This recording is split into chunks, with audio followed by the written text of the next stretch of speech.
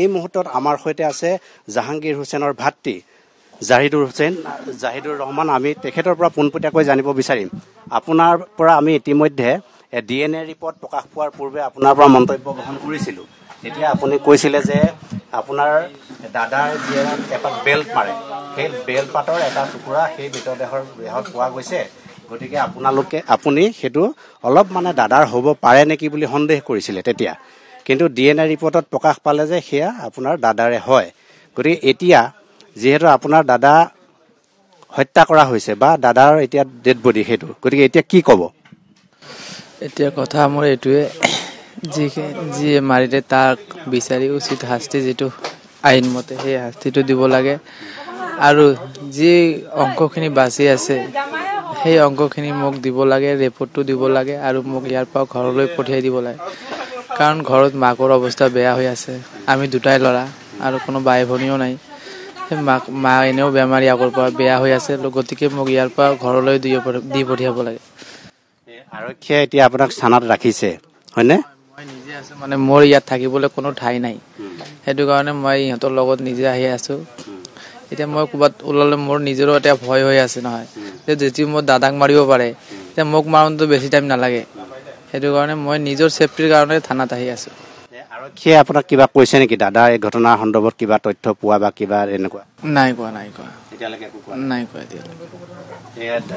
দাদা এতিয়া যিটো আপোনালোকে মুণ্ডটো যিহেতু বিচাৰি পোৱা নাই, গতিকে আপোনালোকৰ ধৰ্মীয় যিটো পৰম্পৰা অনুসৰি জানাজা দিয়াটো সম্ভৱ হ'বনে মুণ্ডটো নহ'লে? কেনেকৈ সম্ভৱ হ'ব? সেইটো কাৰণে আমাৰ ঘৰৰ পৰা কৈ আছে নহয় মিডিয়াত যে আমাক মুণ্ডটো লাগে, কাৰণ আমি মুছলিম ধৰ্মাৱলম্বী মানুহ, আমাকতো জানাজা দিবই লাগিব। সেইটো কাৰণে মুণ্ডটোৰ কথা কৈ আছে। আপোনাৰ কি সন্দেহ হয় দাদাক কোনে হত্যা কৰিব পাৰে? এনে কেনেকুৱা কিবা? এতিয়া মইনো কেনেকৈ হত্যা কৰিম, যিহেতু মই নতুন মানুহ। এতিয়া ইয়াত কাৰোবাৰ লগত যদি আগৰ পৰা শত্ৰুতা আছিলে, মই এনেকুৱা নাজানো যে কাৰোবাৰ লগত শত্ৰুতা আছে বুলি। আৰু তেখেত মোক নকয় যে মোৰ লগত এখেতৰ শত্ৰুতা আছে বুলি।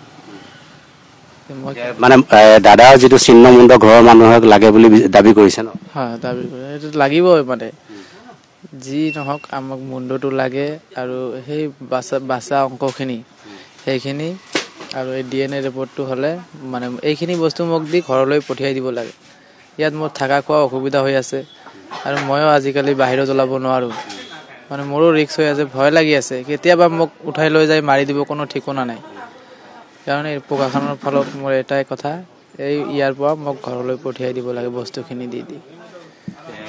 এতিয়া আমি দেখিছোঁ যে থানালৈ আনি সুনীল গগৈৰ পুত্ৰ বা মানুহগৰাকীক ইয়াত জেৰা চলাই আছে, তেওঁলোকে কিবা কৈছে নেকি? নাই কোৱা, তেওঁলোকৰ লগত মোৰ সাক্ষাৎ হোৱা নাই। যিহেতু সেইকাৰণে মানে মইতো এই পুৰাণ থানাতে আছোঁ আৰু ইহঁতক নতুন থানাত জেৰা চলাইছে। বাছ মানে মোৰ লগত মানে সাক্ষাৎ হোৱা নাই আৰু। তোমাক সিহঁতক দেখা সাক্ষাৎ কৰিব দিয়া হোৱা নাই, মানে মইতো ভিতৰতে আছো। ইহঁতক কেতিয়া আনে কেতিয়া লৈ যায় মই কেনেকে গম পাম ন? যে আজিকালি মোৰ ওচৰত মোবাইলো নাই যে নিউজটো চাবলৈ। এতিয়া বাহিৰত কি হৈ আছে মই তাকো গম নাপাওঁ যে কি হৈ আছে বাহিৰত।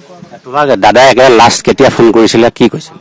লাষ্ট 31 তাৰিখে ফোন কৰিছিলে আৰু মোক কৈছিলে যে মই য'ত আছোঁ ভালে আছোঁ, ঘৰত কৈ দিবি মাহঁতক যে মোৰ কাৰণে চিন্তা কৰিব নালাগে, বাছ ইমানে কৈছে। তাৰপিছত তুমি আৰু কিবা কথা পাতিব পাৰিছিলা নাই? তাৰপিছত মই কৈছিলোঁ ক'ত আছ, এনেকুৱা কৰিব নালাগে, মোবাইলটো চুইচ কৰি ৰাখিবি। তাৰপিছত ফোনটো কাটি গ'ল। বাছ তাৰপিছৰ পৰা আৰু দাদাৰ মানে লগ পোৱা নাছিলোঁ। মানে তাৰপিছত তুমি ফোন কৰিছিলা? ফোন কৰিছিলোঁ, মানে বন্ধ আজি অবধি বন্ধ হৈ আছে। তেতিয়া তুমি দাদা হেৰুৱাৰ খবৰ থানাত কেতিয়া জনাইছিলা?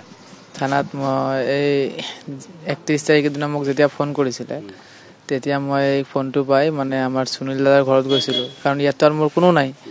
গতিকে তেওঁলোকৰ কাছত গৈছোঁ যে মোক কিবা এটা হাল উলিয়াই দিয়ক, যে মই কি কৰিম এতিয়া।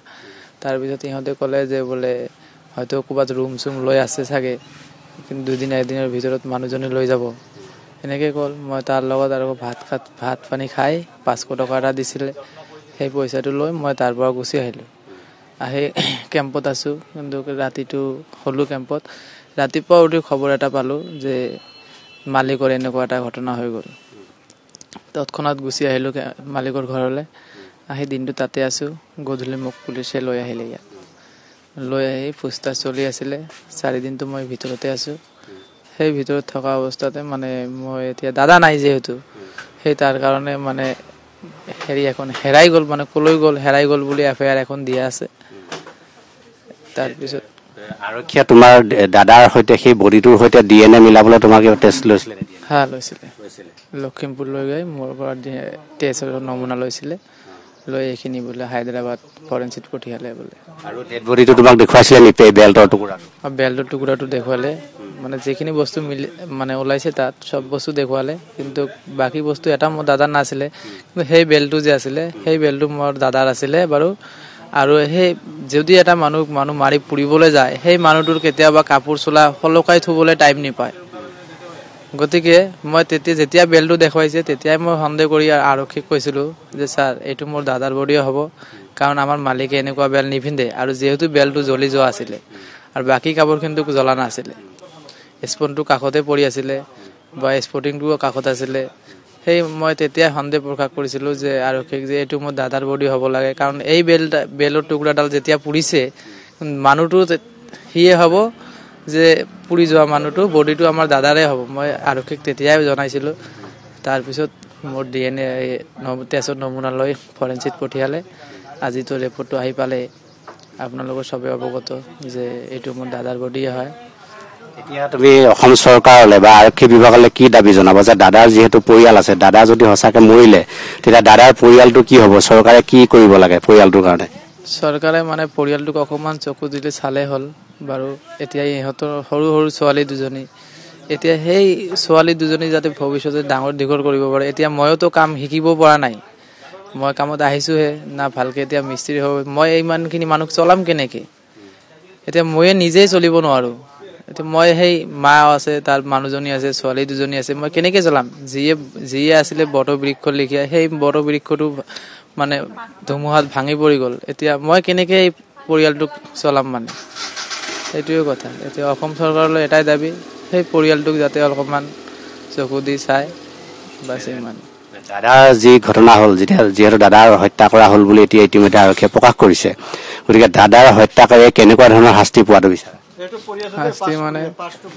শাস্তি মানে সেইটোক মানে খুনীটোক বিচাৰি ধৰি আনি সেইটো মানে আইন মোতাবিক যেটো শাস্তি হয় সেই শাস্তিটো দিলেই হ'ল আৰু যাতে ভৱিষ্যতে এনেকুৱা ধৰণৰ দুৰ্নীতি যাতে নহয় কাৰণ আমাৰ মানুহ হওক বেলেগ হওক আমাৰ লয়াৰ আসামৰ পৰা আপাৰ আসামত বহুত মানুহ আহি থাকে কাম কৰিবলৈ হয়তো দুবেলা দুমুঠি খাবলৈ বা ঘৰখন ভালকে চলাবলৈ আমি ইমান দূৰ ঘৰখন এৰি থৈ ইমান দূৰ আহো কিন্তু আমাক যদি এনেকে হত্যা কৰে তেতিয়াহ'লে আমি কেনেকে বাচিম সেইটোৱে দাবী যাতে এনেকুৱা ধৰণৰ আৰু কেতিয়াও নহয় সেই বস্তুটো আমাৰ অসম চৰকাৰে লক্ষ্য কৰিব লাগে আৰক্ষীয়ে অভিযোগ কৰিছে যে তোমাৰ দাদাক মালিকে হয়তো হত্যা কৰি পলাই যাব পাৰে তোমাৰ কিবা তেনেকুৱা কিবা সন্দেহ হয় নেকি এতিয়া হ'ব পাৰে যেহেতু লাষ্ট লোকেশনটো আমাৰ মালিকৰ ঘৰৰ আশে-পাশে ওলাইছিলে আৰু মোক তেওঁলোকে কৈছে ই কুবাত ইয়াক নমাই দিলো বুলি গন্ধিয়ালৈ ই কুবাত ৰুম লৈ আছে কাৰণ ইহঁতৰ গাঁৱৰ ওচৰততো কোনো ৰুম লোৱাৰ ব্যৱস্থা নাই কাৰণ এখন গাঁও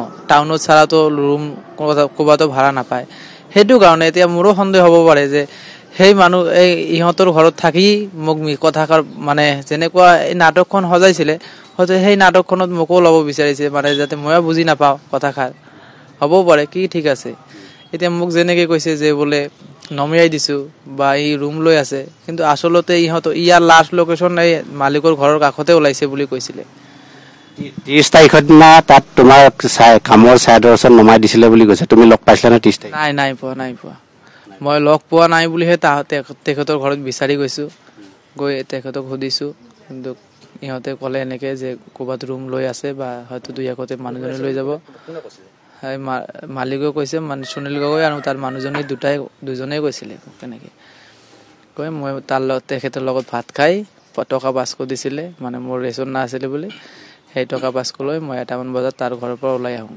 দাদা কি কাৰণে মাৰিব পাৰে বুলি সন্দেহ হয় এতিয়া যেটো হেৰি ওলাইছে তাৰ বিভিন্ন ধৰণৰ বীমা কৰা আছিলে বা এলআইসি পলিচি কৰা আছিলে হয়তো মোৰ দাদাক এই বলিৰ পাটা হিচাপত হেৰি কৰি দিলে যে এতিয়া সেই তাৰ ভাগৰ ডেথ সাৰ্টিফিকেটখন যদি আহিলেহেঁতেন এতিয়া সেই বিভিন্ন ধৰণৰ পলিচিৰ পৰা পইচাখিনি পালেহেঁতেন এনেকুৱাও হ'ব পাৰে নয়তো বা কিবা কাৰণততো মাৰিছেই ন, যিহেতু বডিটো মোৰ দাদাৰ ভাগৰে হয়। মানে মোৰ জানা মতে কিবা হেৰি নাছিলে যে আমাৰ দাদাৰ লগত কোনো শত্ৰুতা বা কোনো হেৰি মালিক আৰু আমাৰ প্ৰায় ভাই ককাই লিখিয়াই আছিলোঁ, কিন্তু তাৰ ভিতৰত যে এনেকৈ মাৰিব মই কেতিয়াও সন্দেহ কৰা নাছিলোঁ। ঠিক আছে, ধন্যবাদ। এয়া আছিল মৃত যি জাহাংগীৰ হুছেইন, সেই জাহাংগীৰ হুছেইনৰ ভাতৃ, আৰু আমি দেখুৱাই আছোঁ সমগ্ৰ পৰিৱেশ নিউজ লাইভৰ দৰ্শকসকলক। এয়া এক্সক্লুচিভ ভিজুৱেল ঢকুৱাখানা থানাৰ সন্মুখৰ পৰা। এয়া জাহাংগীৰ হুছেইনৰ ভাতৃ, যিহেতু আৰু তেওঁ ইতিমধ্যে নিউজ লাইভত প্ৰকাশ কৰিছে সবিশেষ তথ্য, আৰু দেখিবলৈ পাইছে যে এই মুহূৰ্তত ঢকুৱাখানা থানাৰ সন্মুখৰ পৰা আমি দেখুৱাই আছোঁ সমগ্ৰ পৰিৱেশ। ঢকুৱাখানাৰ যি চাঞ্চল্যকৰ হত্যাকাণ্ড, এই হত্যাকাণ্ডৰ ঘটনাই ইতিমধ্যে 21টা দিনত ভৰি দিলে, আৰু এই ঘটনাৰ ন তথ্য ইতিমধ্যে পোহৰলৈ আহিছে, আৰু পৰৱৰ্তী সময়ত কেনেধৰণৰ তথ্য পোহৰলৈ আহে সবিশেষ আমি জনাই যাম।